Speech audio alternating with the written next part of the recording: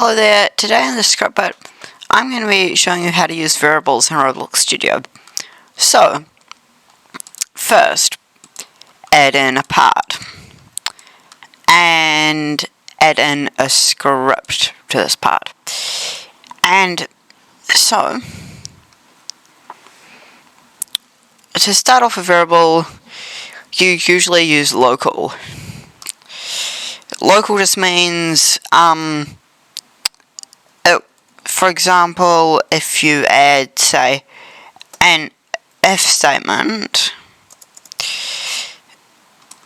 then you add a local variable, then that variable will only exist inside the if statement. It won't exist under here. So, the next thing that you need to do to make a variable is give it a name.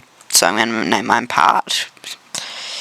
And the next thing you need to do is set it equal to something. You can just leave it like this. It doesn't matter, but usually variables are set equal to something, because that's when they have a use. So basically variables can store data, and so instead of having to type out script.parent, say, I could make a reference to this part, and I could just go part. I can also read properties from variables.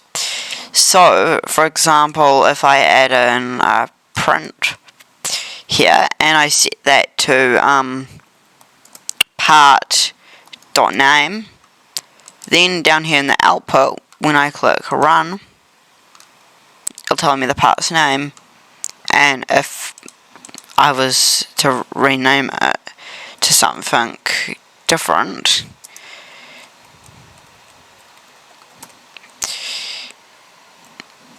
like, for example, part 2,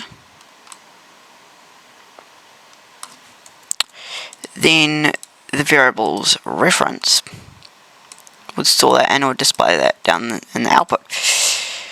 And you can read lots of stuff, and variables are just good for creating references so you don't have to type them out again. For example, if you had a big long reference like game.workspace.part2.script, and I could call this variable script. And so instead of typing out that, I could just use the script keyword, but this is just an example. Instead of typing out this whole chain of words, I can just go script with, and it'll give me that variable. So yeah, thanks for watching this script bit. See you in the next one. Bye.